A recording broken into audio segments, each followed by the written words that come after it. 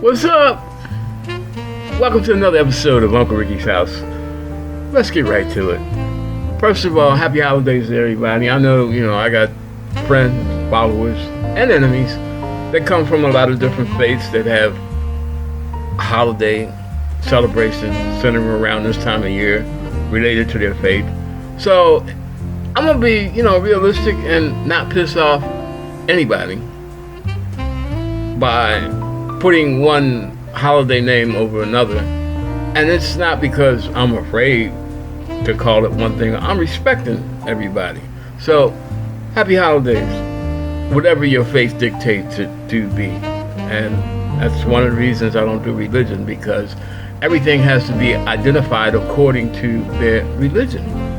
And that brings us to the subject for this episode: the crisis of identity.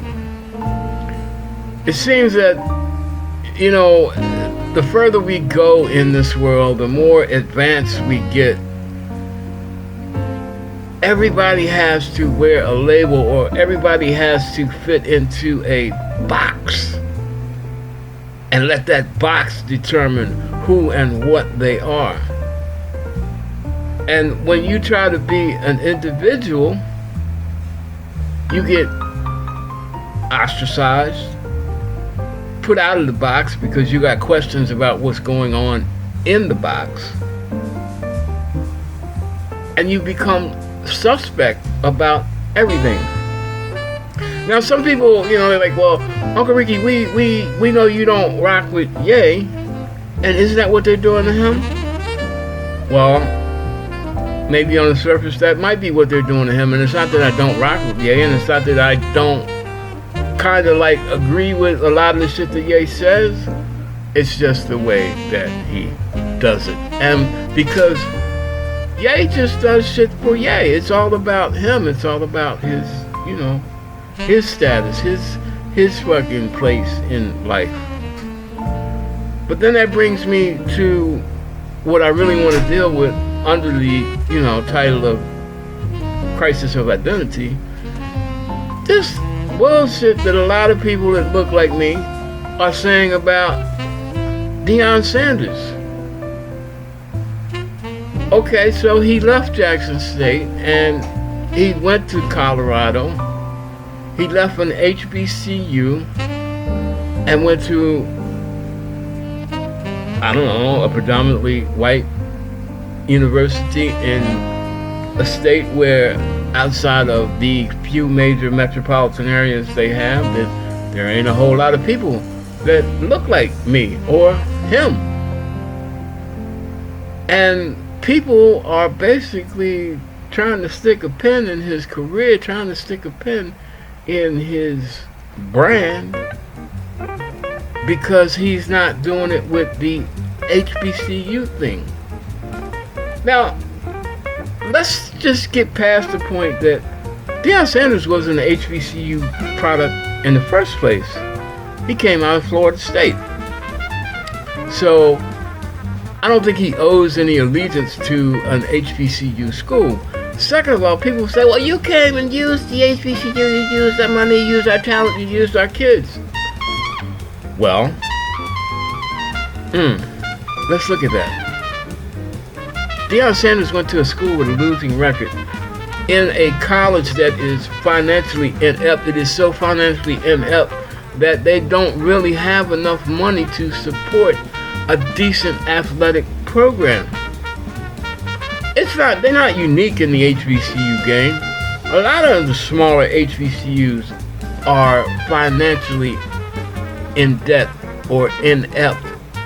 And this is why a lot of our athletes do not commit to HBCU schools, because they want to go somewhere where they can get decent facilities, decent medical care, and a decent coaching staff. And decent coaching staffs come as a result of decent pay. Now, on the other side about, people saying, well, he took so much from us. What the fuck did he take from Jackson State? This dude was paying for the team's lodgings when they played road games just so they could have a decent place to stay. Because what the school was getting them, Sanders himself said, look, I wouldn't let my dog sleep in a lot of these places. Now, I don't know. He really didn't say that. I'm not gonna stick that on him, but this was his whole implication. Also, what he brought to the team was a mental toughness that they weren't getting from their previous coaches. Because if they were getting it, and the coaches were really about being coaches and developing a team, even though, granted, they didn't have a lot of money to work with, but they still had a team. And they were playing against schools that were just as much in debt as they were. So let's say the playing field was more or less equal. They never developed that winning attitude because they had losing records. Now, prime, Deion was so good at coaching under the conditions that maybe he altered, with his own money and using his connections that he built because he was Deion and he had friends that respected his legacy and his brand, that also respected the fact that the man knew what he was doing and could turn this shit around. He got recognition for the school. He got equipment for the school. He did shit that no other black coaching staff had ever done in the history of Jackson State. But yet and still, just like we are because, stereotypically, people say that Negroes are like crabs in a bucket. Well, when Deion wants to leave the bucket, he's the worst man in the world. As long as he was in the bucket, helping all the other crabs out, it was cool. But now Deion wants to take his talent and go somewhere else to prove that he is good enough to be on the next level. I mean, I think it's kind of obvious that Deion is probably working towards a NFL head coaching position. But he's doing it the Deion Sanders way. He's making his coaching brand. He's made his athletic brand. But, we all get beyond, we get old. We can't go out there and do that shit. Some of us can never do it in the first place. But now he's taking it to the next level. Sports, football in particular, that is his chosen thing. He could have been a commentator. I think he was a commentator for a while. He did the religion thing for a while. But his love, his heart is football. And Deion has always wanted to be at the top of his game, no matter what that game was. So how can you fault him for chasing his dream? And it's because of a crisis of identity. It's because he's not chasing his dream in the black coaching world, which is limited basically beyond the collegiate level. All the years the NFL has been in business, all the years that the highest percentage of players are either black or from mixed mixed interracial families, the other half being black,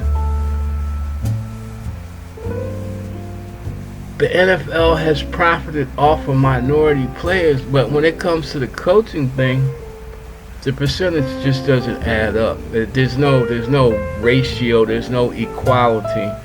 Out of all the Super Bowls we've had, I think we're up to the Super Bowl over, 50, whatever, and only 2 Super Bowls have been won by black head coaches. Tony Dungy and Mike Tomlin.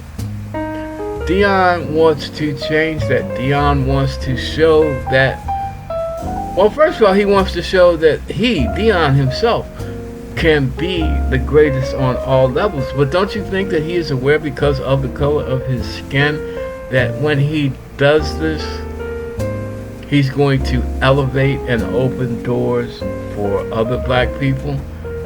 He's already doing it when he goes to Colorado State.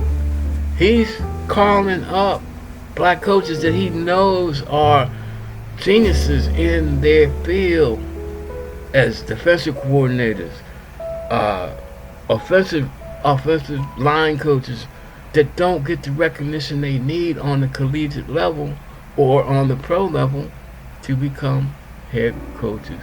Deion is doing something wonderful. Now, of course, if it doesn't work, yeah, people are going to talk mad shit about him. So you got to understand the man is not cakewalking his way into another level of fame. He's working at it just like he worked at building the Neon Deion fucking brand when he was a two-sport all-star. But because he is stepping out of the HBCU identity, the woke black identity, and doing stuff on the white man's turf, now he's not good enough, or he's a traitor. Oh, we got real traitors, we got real coons, and there's black people that bow down to them every day and think they are the shit. Kanye West, or Ye, Uncle Clarence, Thomas. They got respect from certain white people because they doing the same thing. They out racist. They being better racists than the white racists. They being better Nazis than the white Nazis. They being better fascists than the white fascists. That's not what Deion's trying to do.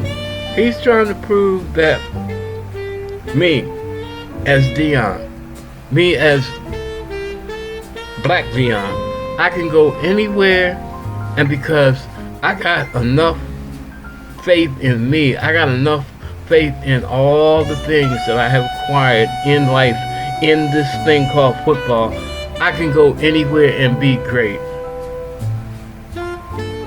If you believe, follow me, and you can be great too. It's not about being black. It's just about being great on every level. Don't you think as a culture we're going to benefit from that? Because every time they look at Deion holding up a national collegiate championship trophy, don't you think they're going to, even though they know it's like Coach Prime, don't you think they're going to, in the back of their mind, they can't escape the fact that it's a black Coach Prime? We gotta stop being so strict on what is and who is and how is somebody black. There are definite offenders of the culture. There are definite people that look like us that are anti-us. But Deion isn't one of them. That's all I'm gonna say. Happy holidays, best wishes, God bless, and peace out. Until the next episode of Uncle Ricky's House.